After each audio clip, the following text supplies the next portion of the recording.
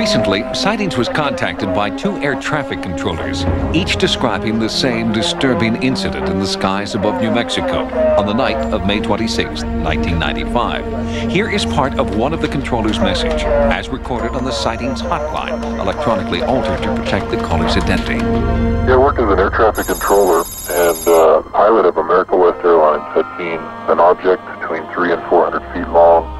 Through the Freedom of Information Act, a Sightings investigative team has obtained the actual radio transmission between a flight control center in Albuquerque and an America West Boeing 757. Based on these transmissions, we've been able to recreate a startling encounter between a commercial aircraft loaded with passengers and an unknown craft 6 miles above the Earth.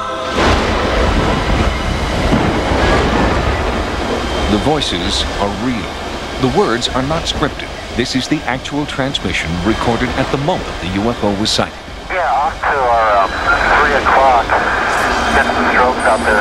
Can you tell us what it is?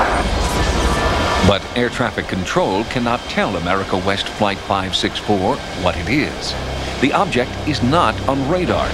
The tone of the radio communication begins to change.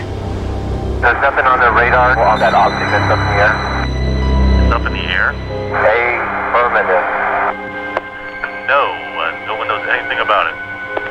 What's the altitude about? I don't know, probably right around 30,000 or so, and the length is unbelievable. Albuquerque controllers contact the military for an earthbound explanation. Anna, go ahead. Hey, do you guys know if there was anything like a tethered balloon or anything released that should be above high band? No, we haven't heard nothing about it. Okay. Guy at 39,000 says he sees something at 30,000 if the length is unbelievable and it has a strobe on it. Uh-huh. This is not good. Okay. What does that mean? I don't know. It's a UFO or something. He's right. It's right in time. No, we haven't seen nothing like that. Okay, keep your eyes open. Foxtrot Kilo. Dr. Richard Haynes is an aerospace engineer and aviation expert. For the last 30 years, he's been conducting independent research on pilot sightings of UFOs. His collection of pilot reports is the largest in the world. Sightings provided Dr. Haynes with the America West transmissions for his analysis. In fact, where we initially spotted it, it was between the weather and us, and when the lightning, you could see a dark object, and it was pretty eerie looking. Well, the pilot has just discussed the sighting again in a little more detail with air traffic control at Albuquerque. And he said that he saw a dark object because it was back illuminated. Basically, lightning in the cloud at some distance caused the object to be visible. He then said it looked eerie. 3 of us up your side.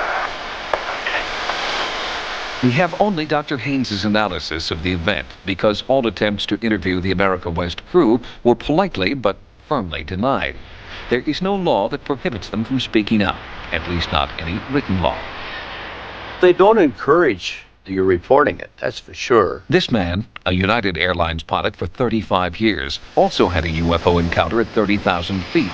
But it is only now that he is retired and anonymous that he's willing to describe his sighting. When it was ready to leave, it departed at a very high rate of speed, accelerating as it went, and disappeared off into the distance at speeds that I couldn't even estimate. The other crew members have never come forward.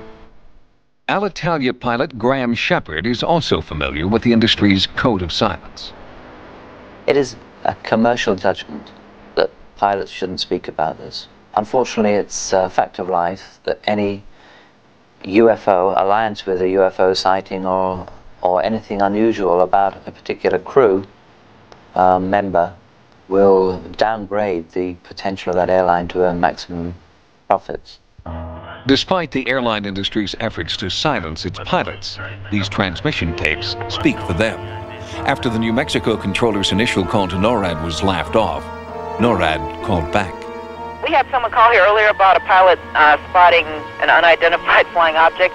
Yep, that's us. Okay, well, hey, we're tracking a search-only track kind of up where that might have happened. It's tracking about 390 knots. We've been tracking it for about 3-4 minutes now. I mean, to be going that fast, it's got to be up kind of high. And you got no code on it, huh? Nope, it's search only. It seems that the radar controller was tracking an object, an unknown, that wasn't transponding. And by law, any craft in controlled airspace must have a transponder. But it's very interesting that ultimately it was seen by the radar controller.